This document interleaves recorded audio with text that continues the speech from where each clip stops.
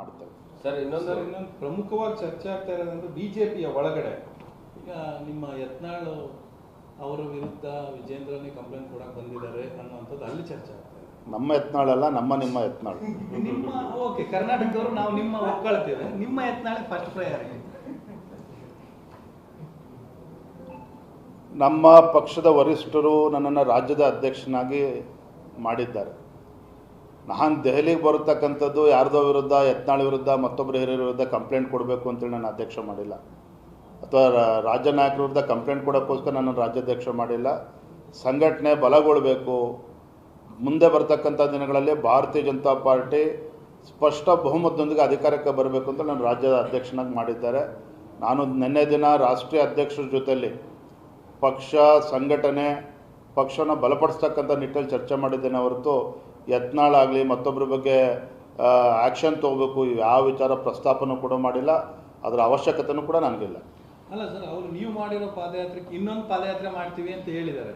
ಅಂದರೆ ಪಕ್ಷದಲ್ಲಿ ಅವ್ರನ್ನ ಏನು ಹೇಳಿದ್ರು ನಡೀತೈತೆ ಅಥವಾ ನಿಮ್ಮ ಇದ್ರ ವಿರುದ್ಧನೇ ಯಾರೇ ಪಾದಯಾತ್ರೆ ಮಾಡಬೇಕಾದ್ರೂ ಸಹ ಅದು ಪಕ್ಷದ ಬೆಳವಣಿಗೆಗೆ ಪೂರಕವಾಗಿದ್ದರೆ, ಯಾರೇ ಪಾದಯಾತ್ರೆ ಮಾಡಿದ್ರು ಸಹ ಅದು ಪಕ್ಷದ ಬೆಳವಣಿಗೆಗೆ ಪೂರಕವಾಗಿದ್ದು ರಾಷ್ಟ್ರೀಯ ನಾಯಕರು ಒಪ್ಪಿಗೆ ಕೊಟ್ಟರೆ ಯಾರು ಬೇಕಾದ್ರೂ ಮಾಡ್ಬೋದು ಅಂತೇಳಿ ಅವತ್ತು ಹೇಳಿದ್ದೇನೆ, ಇವತ್ತು ಕೂಡ ಹೇಳ್ತಾ ಇದ್ದೇನೆ. ಅಂದರೆ ಈಗ ಅವ್ರು ಬಳ್ಳಾರಿ ಪಾದಯಾತ್ರೆಗೆ ಒಪ್ಪಿಗೆ ಕೊಟ್ಟಿಲ್ಲ ಅಂತನಾ ಅಥವಾ ಒಪ್ಪಿಗೆ? ನನಗಿರೋ ಮಾಹಿತಿ ಬೇಕಾದ್ರೆ ಅವ್ರು ಇನ್ನೂ ಡೆಲ್ಲಿ ಮಟ್ಟದಲ್ಲಿ ಚರ್ಚೆ ಮಾಡಿದ್ರೆ ನನಗಂತೂ ಗೊತ್ತಿಲ್ಲ. ಅಥವಾ ಬಂದಾಗ ನೀವೇ ಕೇಳಿ ಅದ್ರ ಬಗ್ಗೆ. ಯಾಕಂದರೆ ಸಾಕಷ್ಟು ವಿರೋಧಿಗಳು ಅಥವಾ ಅವ್ರ ಬಣದವರು ಎಲ್ಲ ಸೇರಿಕೊಂಡು ತೀರ್ಮಾನ ಮಾಡಿ ನಾವು ಮಾಡ್ತೇವೆ ಅನ್ನೋವಂಥದ್ದು, ಇನ್ಕ್ಲೂಡಿಂಗ್ ನೀವು ಮೂಢ ಹೇಳ್ತಾ ಇದ್ದಾರೆ. ಅದೇ ಮಾಜಿ ಸಂಸದರು, ಮೈಸೂರಿನ ಮಾಜಿ ಸಂಸದರು ಕೂಡ ಪತ್ರಿಕಾಗೋಷ್ಠಿ ನಡೆಸಿದ್ದಿದೆ. ಬೆಂಗಳೂರಿನಲ್ಲಿ ಕೂತ್ಕೊಂಡು ಯಾರೇ ಪ್ರೆಸ್ ಮೀಟ್ ಮಾಡಿ ಹೇಳಿದ್ರು ಸಹ ಪಾದಯಾತ್ರೆ ಇರ್ಬೋದು, ಯಾವುದೇ ಹೋರಾಟ ಇರ್ಬೋದು, ಪಕ್ಷಕ್ಕೆ ಪೂರಕವಾಗಿದ್ದರೆ ಕೇಂದ್ರದ ವರಿಷ್ಠರ ಅನುಮತಿ ಇದ್ದರೆ ಯಾರು ಬೇಕಾದ್ರೂ ಮಾಡೋದು. ಅದ್ರ ಬಗ್ಗೆ ನಂದು ಏನೂ ತಕರಾರಿಲ್ಲ. ನಾನು ಕೂಡ ಅದಕ್ಕೆ ಬೆಂಬಲವನ್ನು ನೀಡ್ತೇನೆ.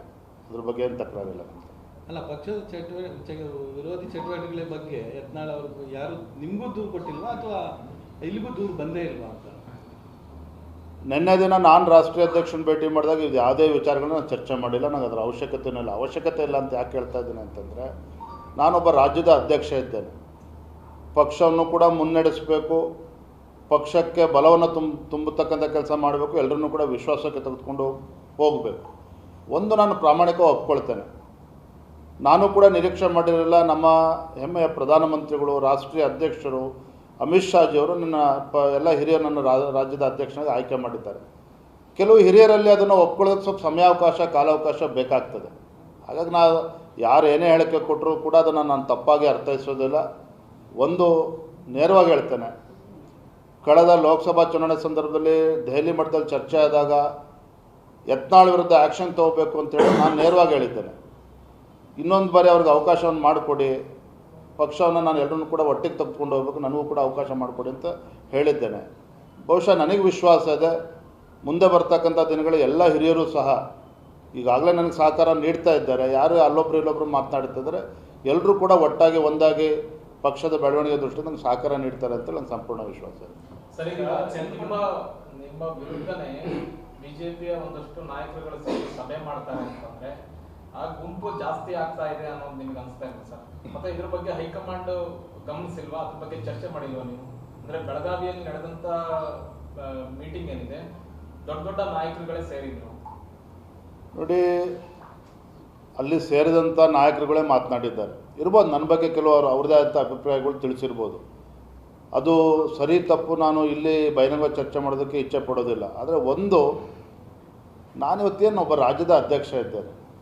ಇವತ್ತು ಕಾರ್ಯಕರ್ತರಿಗೆ ಶಕ್ತಿ ತುಂಬತಕ್ಕಂಥ ಕೆಲಸ ಮಾಡ್ಕೊಂಡು ಬರ್ತಾ ಇದ್ದೇನೆ, ಪಕ್ಷವನ್ನು ಮುನ್ನಡೆಸ್ತಾ ಇದ್ದೇನೆ. ಅವ್ರು ಯಾರೇನು ಅಭಿಪ್ರಾಯಗಳಿದ್ರು ಕೂಡ, ನಾನು ಉದಾಹರಣೆ ಮೊನ್ನೆ ಹುಬ್ಳಿಗೆ ಹೋಗಿದ್ದೆ, ಬೆಲ್ಲದವ್ರನ್ನೂ ಕೂಡ ಭೇಟಿ ಮಾಡಿದ್ದೇನೆ. ಈ ರೀತಿ ಯಾರು ಕೆಲವರು ಅವ್ರದ್ದೇ ಆದಂಥ ಅಭಿಪ್ರಾಯ ಇದೆ, ಅಭಿಪ್ರಾಯವನ್ನು ತಪ್ಪು ತಿಳುವಳಿಕೆ ಇದ್ದರೆ ಅದನ್ನು ಕೂಡ ಸರಿಪಡಿಸ್ತಕ್ಕಂಥ ಕೆಲಸ ರಾಜ್ಯದ ಅಧ್ಯಕ್ಷ ನಾನು ಕೂಡ ಅದು ಮಾಡಬೇಕಾಗ್ತದೆ. ಹಾಗಾಗಿ ಬೆಳಗಾಮಲ್ಲಿ ಸಭೆ ಸೇರಿದ್ರು, ಪತ್ರಿಕಾಗೋಷ್ಠಿ ಮಾಡಿದ್ರು ಅಂತೇಳಿ ಅದ್ರ ಬಗ್ಗೆ ನಾನು ಹೆಚ್ಚು ತಲೆ ಕೆಡಿಸ್ಕೊಂಡಿಲ್ಲ.